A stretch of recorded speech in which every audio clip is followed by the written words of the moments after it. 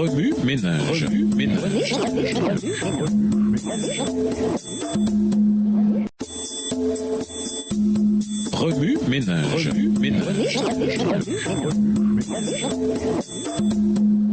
Bienvenue dans votre émission. Remue ménage. Nous voilà à la leçon de vendredi. La liberté qui inspire le changement et la croissance.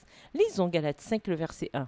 Galates 5, verset 1. C'est pour la liberté que Christ nous a libérés. Demeurez donc fermes et ne vous remettez pas de nouveau sous le joug de l'esclavage. Pour conclure, à cause de la mort de Jésus sur la croix, voici ce que Paul recommanda aux Galates. Christ nous a libérés pour que nous soyons vraiment libres. Tenez bon. Galates 5, le verset 1.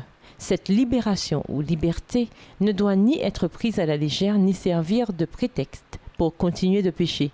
Il faut plutôt en profiter pour servir nos semblables. 1 Pierre 2, le verset 16. La liberté est venue dans le monde. La transformation n'est pas le fruit de nos propres œuvres. Notre service envers le monde doit être l'œuvre de Dieu. À l'exemple de Jésus, permettons à Dieu de diriger notre vie quotidienne. Et souvenons-nous, nous ne pouvons nous vanter que de la croix de Jésus-Christ. Qu'offres idées ? Allez vous promener dans la nature. Choisissez une plante, une fleur, un animal, etc. que vous pourrez observer pendant une semaine. Prenez note de tous les changements qui se sont produits et des conditions météorologiques tout au long de la semaine. Qu'avez-vous remarqué ? Décrivez un épisode où vous avez servi de mentor, avez enseigné ou avez aidé quelqu'un à apprendre quelque chose de nouveau. Est-ce que cela a été facile ou difficile ? Votre élève a-t-il suivi vos instructions ou fait ce qu'il voulait ? Qu'en avez-vous ressenti ? Faites une recherche en ligne pour trouver les croyances actuelles sur l'importance de la croix. Écrivez en quoi la mort de Jésus sur la croix a changé votre vie et ce que signifie vivre selon l'Évangile. Invitez vos amis à une soirée agréable, dessin, peinture, photographie.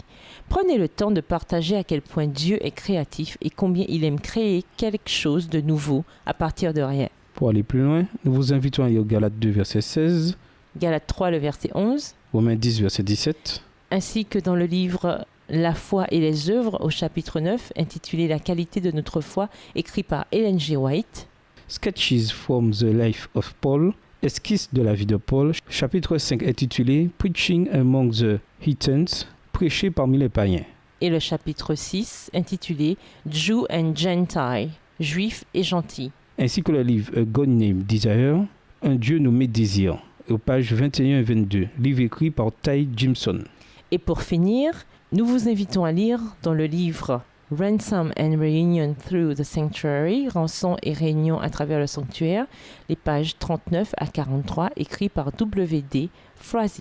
Au revoir. Et à demain si Dieu veut. Remue ménage. Remue ménage.